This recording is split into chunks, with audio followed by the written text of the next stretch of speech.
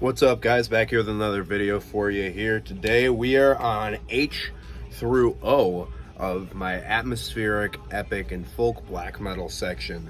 I didn't expect the atmospheric folk section to take as long as it has been, but I'm kind of stuck with it because I don't want to be making videos that are more than 25 minutes, and even that I feel like is longer than I want it to be. But you know, it's kind of hard to go through without yammering on a little bit like I like to do. So in the background we're listening to some Swedish power metal. This is A Nightmare Story by Fraternia. Really good, speedy, melodic Swedish power metal. I never got the sticker off of there, but I got this for $4 out of a used bin. Score. You see that album cover for $4, you best be buying that. Guarantee you won't be disappointed. And I haven't had a beer in a while on camera, so we're gonna drink Foggy Geezer Hazy IPA today. It's a really good one. It tastes strong, but I don't know what the ABV is. I don't feel like pouring it in a pint glass of Nostrovia. All right, let's get down to it. So first thing I got here is some Swedish black metal with Hermoder or something like that. Hadensfard. This is like the one and only album from this band that I actually have, which is odd because I like it quite a bit. It really hits hard in the Burzum vein. I really enjoy the aesthetics of this, all over the place. So this band kind of started off as more of a DSBM style project, but as the career has moved along, it's gotten a lot more into the atmospheric, touched with keyboard ambience style. But the main thing I could really akin it to is Burzum. It's a really great record out on Wolfspell. It's something I think all y'all would get down with if you're into this kind of thing. I'm a huge fan of this like border style that they put around stuff with these beautiful paintings. 500 copies, Wolfspell Records. Check out Hermoder if you have not heard of them. I think it's a one-man project actually. Anyway, this was a blind buy from, I believe, one of my local stores, but I don't particularly remember off the top of my head. This is Medieval Steel by Helveto, a Polish black metal band. Check out how dumb that album cover is. I don't know, it's corny, but I really kind of like it at the same time. There's like wood carving of like three-headed men, and then this face. It's kind of hard to tell what's going on. But I haven't listened to this in forever, to be honest with you. Busted case. That explains a lot. I haven't touched it in forever. It's, from what I remember it being, it's kind of symphonic black metal with a lot of the folky kind of Eastern European tinges to it. So that's why I got stuck in the atmospheric section, because it's like a folky symphony, if you get what I mean. It's a lot of like the keyboard stuff, kind of like the later Graveland material. That would probably be the closest thing, and I could akin this to. They've since changed their name, and to be honest with you, I don't remember at all what the new name of this band is, but yeah, it's cool stuff. It's definitely discount bin black metal, but you know, it's something to have if you're ever in the mood for something off the wall that you haven't touched in forever. Good to have. Next, classic alert, In the Woods with Heart of the Ages. Killer album. This is a Soul Cellar repress. Soul Cellar's done a really good job on repressing some of these classic records. Beautiful atmospheric black metal, maybe touches of gothic influence and some progressive tendencies maybe. I'm not 100% sure if that's the most apt description that I could give to it, but they do a really cool version of the song White Rabbit by, who is that? Jefferson Airplane? I always get that mixed up with Jefferson Airplane and Jefferson Starship, but this is a great record. It's, you know, it's got that classic Norse sound to it. It's everything you expect, but it's got some weird goth tinge to it, and it's that's kind of an interesting mix. I like goth black metal quite a bit, but I wouldn't call this goth black metal. This is definitely an atmospheric black metal record. In the Woods. Next, random one that I picked up from one of my buddy. This is The Flame of Eternity's Decline by Coors in a poly sleeve that's kind of jacked up. Let me get this open. Here we are. Debut album from Horses from 2005 on Fargo Records.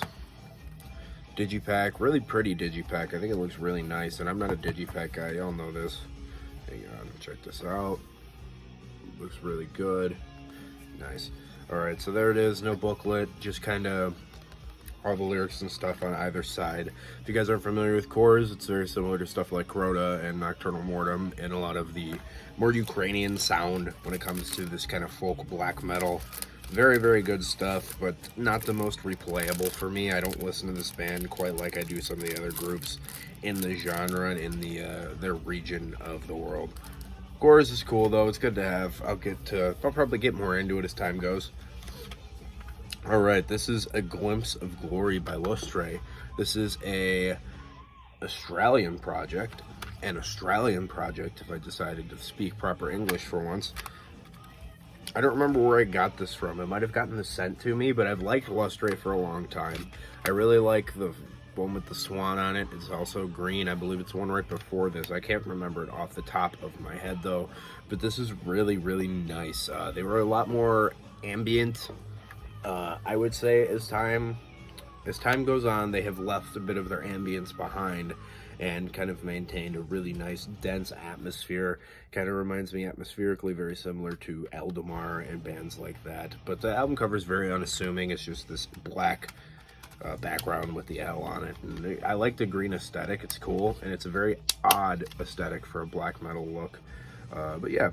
3 tracks, they're very long, 16 minutes, 11 minutes, and 13 minutes. So it's a long record for 3 tracks, but Lostre is cool if you aren't familiar with it. Next, I have a giant stack from one Russian band called Moongate's Guardian. I don't even know if they're in proper order, to be honest with you, but this is Eternal Legend. Looks really nice. This is way more, this is really, really summoning based black metal. It's pretty much exclusively summoning worship, and it's a very, very cool, maybe a little touch influence of power metal out of More Hate Productions. Here we go. This is In the Beginning. These albums, I don't really have any good distinctions between them as well. This is also out on More Hate Productions. More Tolkien nerdiness, as you would expect. They kind of have the same effect as summoning, though, that they go a little bit more into the deep lore as opposed to just talking about, you know, they're taking the hobbits to Isengard. This is The Eagles Song. Really like that album cover. It's really, really cool. For whatever reason, this band hasn't gotten a lot of love, but this has a cover of South Away by Summoning on it. Really, really cool. Really nice aesthetics. What's this one? This is a tribute to Summoning Part 1. This is them doing all Summoning covers. There's definitely a Part 2, and I don't think I own it quite yet, but they do Soul Wandering, South Away, The Passing of the Grey Company, I can't really read it, Lifesome Snow and White Marbled Eyes, Lugburs, Long Lost to Where No Pathway Goes, which is possibly my favorite Summoning song of all time, and then they did Land of the Dead, which is great. It's a cool little tribute. I'd like to get another part of it whenever that actually happens, if it hasn't already. Then here is Let Horses Be Bridled, Horns Be Sound. Yeah, I kind of am out of stuff to say when it comes to this band. Just showing you the CDs. This one, oh, this has the Lord of the Rings Blind Guardian cover on it. I really like their covers. They do some really good ones. I'll mention another one when I get to it. This is Leave the Northern Mountains here. Great. This one, they do a cover of Running Wild's Mordor, and then they do Nightshade Forest by Summoning. More pretty album covers. Nothing particularly crazy in here.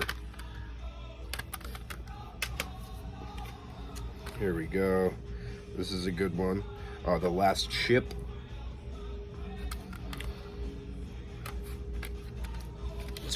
Like I said, a two-man project from Russia. I don't remember if I said it was a two-man. But yeah, More Hate Productions, Pressing. I think all of these are on that label. This is the first one I ever heard, which is Cold Waters of Anduin. And this one has a cover of Lady in Black by Uriah Heep. Great cover. Hearing Lady in Black done in an epic black metal style is just top tier stuff, dude. 100% every day of the week. Really good stuff. Check out Moongate's Guardian if you have not. All right, this is a German black metal, Viking metal, epic, whatever project. This is The Last Battles by Nachtfolk. This is the project one of the guys from Moonblood continued on after Moonblood ended, and this is basically a compilation of the latter half of the career of that band. So this has the album As the Wolves Died, Following the Wanderer's Path, Wotan's Return, and then they have some bonus tracks, and then there's an entire tribute to Bathory where they do Sacrifice, Call from the Grave, Woman of Dark Desire, Odin Rides Over the Northland, A Fine Day to Die, Shorn Flames, and Blood and Iron. It's a really, really nice little box set I picked up from a Discog seller in Poland.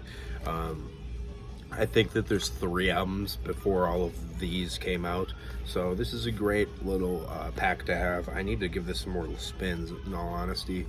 Imagine, you know, epic black metal, Viking metal with a lot of the Moonblood isms. So if that sounds interesting, check out Nachtfolk. Here's another box set. Great little one. This is Back to North by Moonsorrow. This is 4 albums and 1 EP, I believe. This nice little hard cardstock box. Looks nice. You could either display it like this or like this, which is how I display it, just so I can like pull it right out of there as I need. So they don't have the first album in here because this is all the recordings from, I don't remember what record label they were on, but the first label was on a different label, and this is the second album. Really, really good record, man. Moonsorrow somehow gets thrown in with the Sketchball bands, and I think it's because they play folk black metal. Not really sure what the deal is with that, but I know that they are not Sketchballs. They have actively declined playing at certain places because of such things. I'm just going to show these all to you. I can't pronounce a dang one of them, so it doesn't really matter. I don't think I've ever actually listened to this one, to be honest with you. But every one that I have heard from Moonsorrow, I like quite a bit. This one's really, really good. This is a great little box set to have, man. You get a lot of their catalog. This is probably my favorite stuff in Moonsorrow's history. Love this EP. And this piece of artwork is amazing. Absolutely top tier. I was trying to read what that shirt was. Can't really tell. And then it comes to really, I think this was a cool poster, or maybe not. I think this actually might be a really lame poster. Yes, it's a pretty lame poster right on there. This is the hype sticker. I just have folded up in there. Yeah, there was a way cooler band photo on Kiving Kataya or whatever that album is. They should have done that as the band photo. But you know, they never asked me. I don't know what the deal was. I had ideas. They didn't ask me what they should do. Anyway, all right, this is a really, really top tier album. This is a band called Murph from Norway. This is their second album. Not pronouncing that, but this is dynamite record. So I picked this up off of Discogs for pretty cheap, and it did not come with the back, so I had to print that off in the computer. It actually looks really, really good. I think it's the exact same back that it should have, but it is the real disc and the real booklet. Not a perfect copy, but I will take it because the original copies are expensive, and I emailed the band in reference to a repress, and he told me there's not going to be a repress. It's absolutely, if anything ever happens with this, because this project is on hiatus, it's going to get re-recorded because the guy's not particularly happy with it. And I think that's a tragedy because this is an amazing album that needs more love. It's great, epic, folky black metal. It kind of drinks from the same waters as the earlier Borknagar with some Vindir and things like that all mixed together. It's top tier, dude. Some epic Viking moments as well, like Mythotin and things like that. Great record. Next, one of my favorite bands, we're going to get on it. This is the Ancient Pulse by Nachachwan. Binder Nordvis co-release. I believe this to be their first album. This is all a neo-folk album, and it is pretty, man. At Night May I Roam is one of my favorite songs Nachachwan ever did. Hayahona is a cool song. Song of the White-tailed Deer is really pretty. Over the Mountain. Yeah, just top tier stuff. Cat's Meowing or something, I don't know. Great, great stuff if you haven't heard this one. Then there's this one, which is the first Nachachwan I ever had. This is Azimuth's To the Other World. The first one I ever picked up was this one, I don't know, a couple of years ago, I would say. I think the cats are fighting. So sorry if you're hearing that in the background. Yeah, this is top tier, dude. Top tier stuff.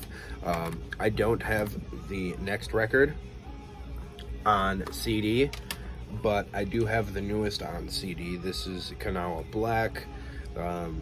Came with the LP variant, which I have the last record before this one, that the name is completely escaping me right now, on LP as well. So this is just a little slipcase that comes in there, and I put it on the shelf just so like I actually will listen to it. This is an amazing album from last year. I think it came in second place, maybe third place, but I think it was second place. Great, great record. Next is something that I had on my want list for a long time.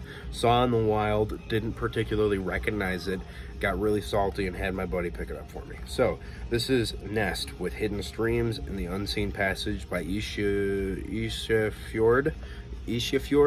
I don't know. I've had this in my Discogs want list forever. So if Nest sounds familiar, they're an ambient neo-folk project. I don't particularly remember from, but they also did a split with Agalock, so I feel like that might be part of their claim to fame. And this Ishiafjord band, I believe is a Swedish black metal band, and they're a really good Swedish black metal band. Really nice split record, just kind of contrasting each other while complementing at the same time. It's a really nice, well put together split, and I think this whole record aesthetically looks really good, and everything about this is great. It's really nice melodic black metal, some acoustic moments, and then the whole ambient acoustic sound of Nest on top of the Ishiafjord stuff is really, really good. Check out the split if you guys haven't. Next, one of the greatest demos of all time. This is Lunar Poetry by Nocturnal Mortem. This polysleeve is all jacked up. Look at this digibook, pretty. My favorite Nocturnal Mortem logo. Nice hard cardstock. Something I've been wanting in my collection for a long time. When I finally got it, I was over the moon. When I was in high school, I made a tape of this so I could listen to it, and I listened to the crap out of it. It's a great symphonic, atmospheric, folky black metal record from Ukraine. An absolute must-have in a black metal collection. So I know in the beginning of their years they were sketch. They have since renounced such things, but you know, this is Goat Horns. Let's get this out of the poly sleeve as well. Another really nice digibook. Again, another nice hard cardstock. Really well done. Who did these? Oriana Musical Hall, I don't know. Oriana Music did these. I really like the digibooks. If you're going to do something digi, this is the way to do it. And I like that there is a big poster of the album cover in here, which I'm not going to show because you guys see the album cover right here. It's basically that, but with like, it's all purple instead of being this proper colored one, which it would be more likely to be used if that was the case, but I still don't really have room on my walls. So, and I really wouldn't want to hang it up anyway. But Nocturnal Mortem, great stuff. They were very consistently good their entire career to this day. They still put out dynamite records. And the last Nocturnal Mortem that I have is whatever this one is called. Yeah, I have not a clue in the world, but the more classic stuff. I really like the folky stuff. When they got kind of grim, I lost interest. But when they were doing this this is the way to go as far as I'm concerned. This is a consistent sound and a consistent style for them. And then later on, they kind of maintained a similar style. They got a little grim for a record or two there, but these ones are just, these are where it's at for me. All right, I got 3 left.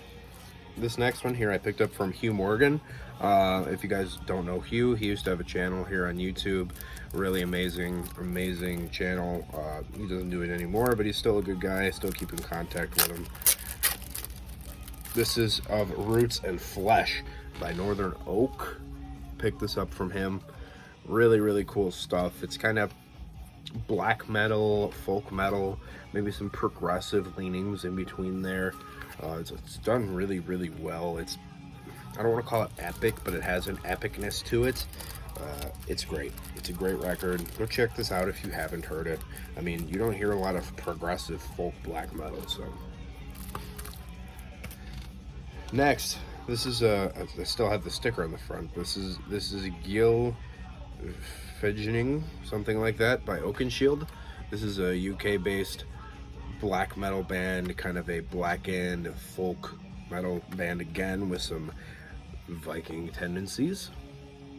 Really good, minus the fact that this is a really obvious drum machine, and drum machines don't particularly bother me, but sometimes they're a bit much. So if you guys, that sounds interesting, you know, some more black metal-y, folk metal-y versions of that Bathory sound, check this out.